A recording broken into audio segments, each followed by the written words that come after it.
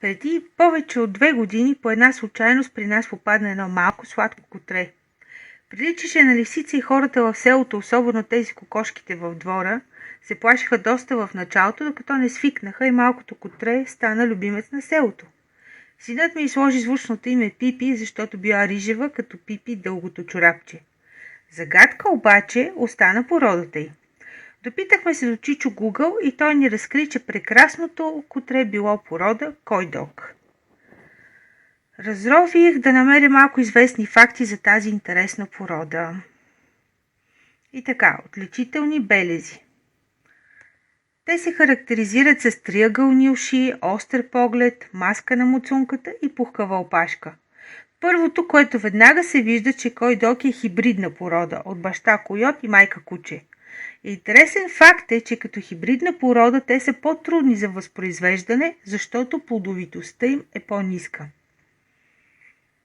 Темперамент. Койотът като диво животно доста често е срамежлив, плах по природа и изключително страхлив. Лесно се чувства застрашен и става агресивен, дори хапещ. Кучето от своя страна е нежно, лоялно, приятелски настроено и изключително социално. Когато тези две страни се сблъскат, се получава едно същество, което е винаги на щрек, когато се чувства застрашено агресивно, хапещо, но когато се чувства спокойно, невероятно нежно, социализирано приятелче. Трудно се сприятелява с други животни, трябва да ги познава от малки, в противен случай много често ги напада. Местообитание. Койдозите скитат повече от нормалните кучета, затова имат нужда от по-големи пространства, например дворове, но пък като се наскитат, обичат да се гушкат. Обучение. Тъй като са интелигентни, койдозите рядко забравят това, което ги учим. Но поради факта, че имат койот в кръвта си, те са склонни да бъдат агресивни и до някъде трудни за обучение. Най-добрият начин е да се обучават от ранна възраст. Достатъчно е да се тренират по 10-15 минути на ден.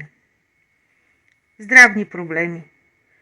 Тъй като един от родителите му е койот, той е див и може да оцелее в екстремни условия. Кучетата койдози също са по-силни, с редки здравословни проблеми. И много интересен въпрос, стават ли за домашни любимци? Койдозите не са сред най-желаните домашни любимци, защото могат да бъдат агресивни. Изглеждат страховито, понякога заплашително. Не се препоръчват за хора, които нямат опит с кучета. Но веднъж доверят ли ви се, стават невероятно добри пазачи и много любвеобилни.